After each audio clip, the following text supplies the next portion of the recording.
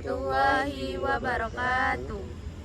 Kami dari kelompok 4 yang beranggotakan 6 orang, yaitu M. Habib, dan sebelah saya Melisa Eksa Putri, dan sebelahnya lagi Titi Nadia dan Nazman, dan Dedi Saputra dan Yandi Holongan. Baiklah, di sini kami akan mempresentasikan hasil kerja kelompok kami melalui dokumentasi video dengan materi lingkungan dan budaya organisasi. Sekian perkenalan dari kelompok kami, dilanjutkan dengan materi. Assalamualaikum warahmatullahi wabarakatuh.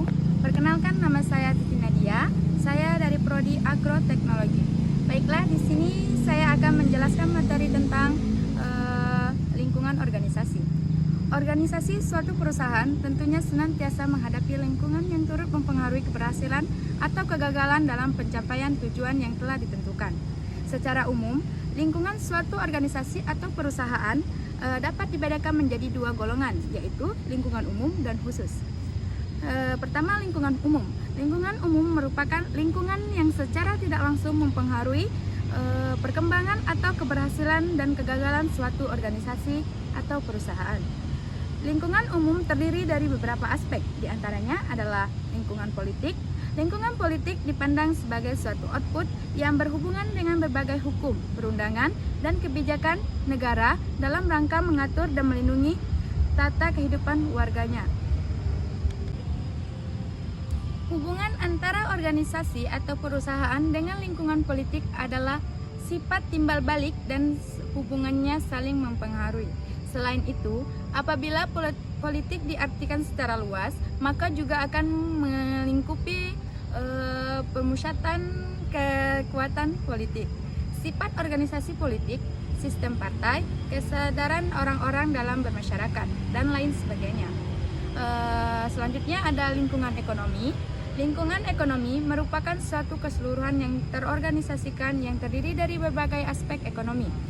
Maka hubungan antara organisasi atau perusahaan dengan lingkungan atau sistem ekonomi ini juga bersifat timbal balik dan saling mempengaruhi. Lingkungan ekonomi ini meliputi sistem perbankan, pajak, tingkat produktivitas, angkatan kerja, berbagai bentuk perusahaan, sistem persaingan, tingkat harga, dan lain sebagainya. Yang selanjutnya adalah lingkungan sosial. Lingkungan sosial itu adalah dipandang sebagai suatu kesatuan yang menyeluruh, meliputi nilai, sikap atau pandangan individu, masyarakat, dan struktur golongan serta mempengaruhi tata kehidupan masyarakat tersebut, khususnya terhadap perkembangan suatu organisasi atau perusahaan. Yang selanjutnya adalah lingkungan budaya. Lingkungan ini dipandang sebagai suatu kesatuan yang menyeluruh mengenai hasil daya cipta dari suatu masyarakat, baik yang berwujud maupun yang tidak berwujud. Faktor-faktor lingkungan budaya tersebut meliputi keseluruh hasil karya masyarakat seperti barang, hasil kerajinan, atau produksi yang lainnya. Yang selanjutnya ada lingkungan pendidikan. Lingkungan pendidikan yang juga ikut mempengaruhi perkembangan suatu organisasi atau perusahaan adalah keseluruhan dari lingkungan pendidikan tersebut yang terorganisasikan dan terdiri dari pendidikan paling rendah sampai yang paling tinggi. Lingkungan pendidikan tersebut secara lebih khusus berkenan dengan kualitas dan kemampuan karyawan dalam menjalankan tugas-tugas yang telah diberikan organisasi atau perusahaan. Yang selanjutnya ada lingkungan teknologi, yang dimana lingkungan teknologi yang dimaksud adalah suatu keseluruhan tentang pengetahuan untuk menciptakan dan meningkatkan daya guna suatu barang atau jasa yang dibutuhkan masyarakat. Lingkungan teknologi sangat mempengaruhi terhadap perkembangan suatu organisasi atau perusahaan. Suatu organisasi atau perusahaan khususnya yang berkenaan dengan produksi dan operasional lainnya. Yang selanjutnya ada lingkungan demografi. Lingkungan demografi dipandang sebagai suatu keseluruhan mengenai berbagai aspek kayak pendudukan yang meliputi angkatan kerja, tingkat kelahiran, tingkat kematian, penyebaran penduduk, tingkat umum, jenis kelamin, serta berbagai aspek lainnya yang termasuk lingkungan demografi.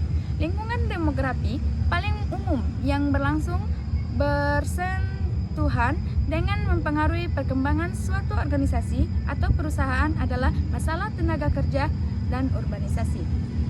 Selanjutnya ada lingkungan hukum, yang dimana lingkungan hukum yang dimaksud adalah suatu keseluruhan mengenai berbagai aspek hukum yang berlaku di wilayah mana organisasi atau perusahaan berada. Aspek-aspek hukum tersebut seperti hukum yang menyangkut atau mengatur perkembangan suatu organisasi atau perusahaan, mengenai pembentukan dan pengawasannya, serta masalah-masalah pengaturan perundang lingkungan hidup lainnya. Faktor-faktor tersebut yang termasuk dalam lingkungan umum dapat berubah-ubah sesuai dengan jenis organisasi atau perusahaan yang melingkupinya. Assalamualaikum warahmatullahi wabarakatuh. Perkenalkan, nama saya Melisa Eksa Putri. Saya dari Prodi Agribisnis. Di sini saya akan menjelaskan lebih lanjut mengenai materi kami yang sebelumnya sudah disampaikan oleh teman saya. Di sini ada lingkungan khusus. Lingkungan khusus itu merupakan lingkungan yang secara langsung mempengaruhi proses perkembangan suatu organisasi atau perusahaan dalam mencapai tujuan yang telah ditentukan. Dalam lingkungan khusus ini terdapat beberapa faktor, di antaranya ada lingkungan penyedia atau biasa disebut dengan supplier. Yang dimaksud dengan lingkungan penyedia ini adalah penyedia faktor-faktor produksi, di mana hal ini sangat menentukan mati atau hidupnya suatu perusahaan, dan tanpa adanya hubungan tersebut, lingkungan tersebut atau organisasi tersebut tidak akan pernah mampu menjalankan operasinya. Dan yang kedua ada lingkungan pelanggan atau sering disebut dengan customer. Yang dimaksud dengan pelanggan tuh mereka yang membeli atau memakai hasil produksi, barang atau jasa organisasi atau perusahaan tersebut. Nah, pelanggan atau pemakai dari hasil produksi ini tergambar secara langsung dalam rumusan tujuan suatu organisasi atau perusahaan yang bersangkutan. Dan yang ketiga di sini ada lingkungan pesaing atau biasa disebut dengan kompetitor. Nah, lingkungan pesaing ini merupakan semua organisasi atau perusahaan sejenis, semua organisasi atau perusahaan yang memproduksikan barang pengganti dari yang dihasilkan, dan secara tidak langsung semua organisasi atau perusahaan lain yang menghendaki keuntungan dari pelanggan yang sama.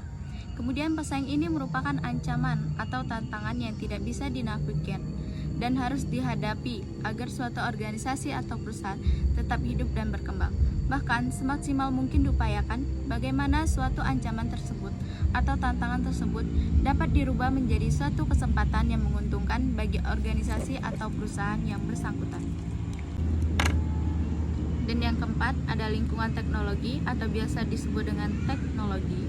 Pada lingkungan ini teknologi lebih cenderung dikaitkan dengan teknik-teknik produksi dan bagaimana hasil produksi tersebut sesuai dengan selera dan kemampuan karyawan dalam rangka pencapaian tujuan organisasi atau perusahaan. Nah, tentunya dalam hal penggunaan teknologi tersebut yang tepat guna sesuai dengan kebutuhan organisasi atau perusahaan dalam mewujudkan tujuan yang telah ditentukan. Nah, yang kelima ada lingkungan sosiopolitik. Lingkungan sosiopolitik ini merupakan berbagai aspek kehidupan masyarakat dan peraturan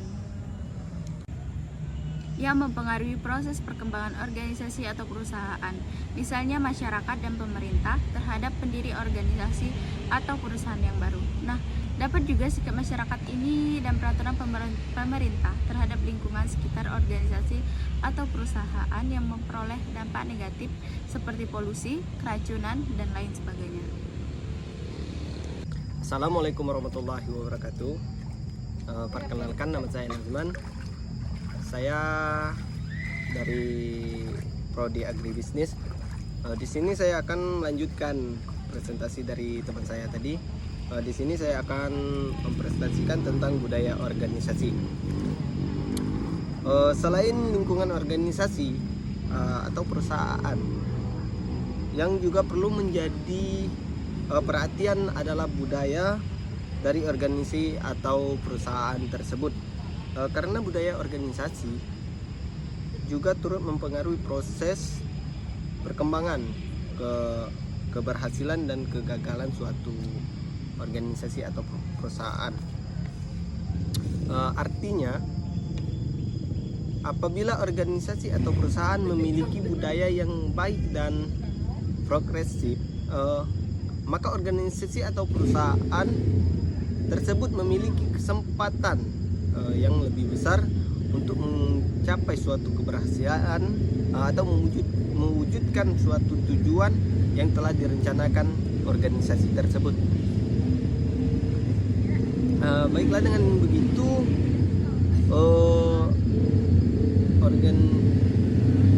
pengertian budaya di dalam suatu organisasi yaitu dapat diartikan sebagai seperangkat asumsi atau sistem keyakinan, nilai-nilai dan norma yang dikembangkan dan dapat dijadikan pedoman tingkah laku bagi anggota-anggotanya untuk mengatasi masalah, adaptasi eksternal dan integrasi internal. Pendapat lain juga mengatakan bahwa budaya dalam suatu organisasi atau perusahaan merupakan nilai-nilai dalam tindakan, values in action. Beberapa pemahaman mengenai budaya perlu diperhatikan, yaitu yang pertama adanya nilai-nilai dan keyakinan dalam suatu organisasi atau perusahaan. Yang kedua, nilai-nilai itu sebagai landasan perilaku anggota atau karyawan organisasi ataupun perusahaan bersangkutan. Yang ketiga, sebagai landasan, maka nilai dan keyakinan itu harus sungguh mewujud dalam perilaku kerja keseharian anggota atau karyawan organisasi atau perusahaan. Maka itu hanya menjadi slogan dan belum dapat dikatakan sebagai budaya.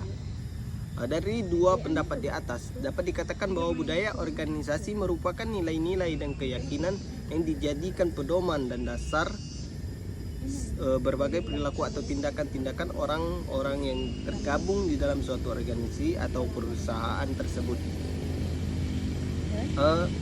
Dan juga ada pendapat dari Mangkunegara Anwar Prabu 2005, perilaku dan budaya organisasi.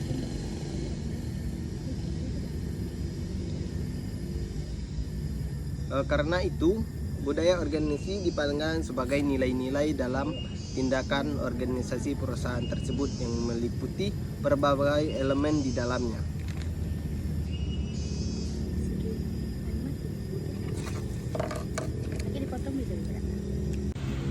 Budaya organisasi sebagai input. Budaya organisasi dapat diartikan sebagai input, terdiri pendiri organisasi, pemilik organisasi, sumber daya manusia, pihak yang berkepentingan, dan masyarakat lebih lanjut. Beberapa hal tersebut dapat diuraikan sebagai berikut. 1. Pendiri organisasi. Pendiri organisasi atau perusahaan sangat mewarnai budaya organisasi, yaitu bagaimana visi mereka terhadap organisasi yang telah didirikan, sangat berpengaruh terhadap iklim organisasi atau perusahaan. Yang dapat ditegaskan adalah bahwa pendiri organisasi harus memiliki dan merumuskan visi yang jelas terhadap organisasi perusahaan yang didirikan. B. Pemilik organisasi. Pemilik organisasi harus dapat mematuhi nilai-nilai dan norma yang berlaku dalam organisasi atau perusahaan. Pelaksanaan berbagai kegiatan operasional, rekrutmen anggota atau karyawan dapat dipertanggungjawabkan pemimpin kepada pemegang saham. Semua harus berlandaskan pedoman kepada sistem nilai dan norma yang berlaku di dalam organisasi atau perusahaan bersangkutan. C. Sumber daya. Sumber daya manusia organisasi atau perusahaan terbagi dalam dua golongan, yaitu sumber daya manusia internal dan eksternal. Sumber daya manusia internal meliputi pemimpin atau manajer dan karyawan atau anggota, sedangkan sumber daya manusia eksternal merupakan orang-orang di luar organisasi atau perusahaan bersangkutan yang ikut. D. Pihak yang berkepentingan.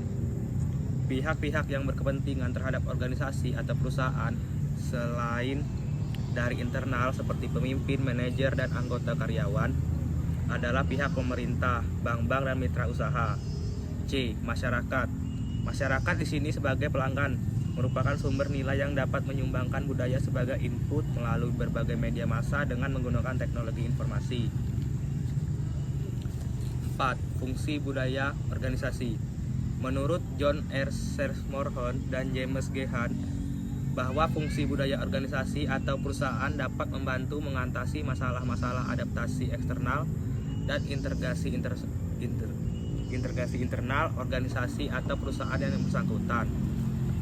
Permasalahan yang berhubungan dengan adaptasi eksternal organisasi atau perusahaan dilakukan melalui pembangunan pemahaman tentang strategi dan misi organisasi atau perusahaan, tujuan utama organisasi atau perusahaan, dan pengukuran kinerja. Sedangkan permasalahan yang berhubungan dengan integrasi internal atau perusahaan dapat dilakukan melalui komunikasi, kriteria karyawan, penentuan standar bagi insentif dan sanksi, serta melakukan pengawasan internal organisasi atau perusahaan. Sekian pemaparan materi dari kami. Kami harap kalian dapat memahami materi dari kami, dan kami mohon maaf apabila ada salah dalam menyampaikan materi. Kami mengundurkan diri. Wassalamualaikum warahmatullahi wabarakatuh.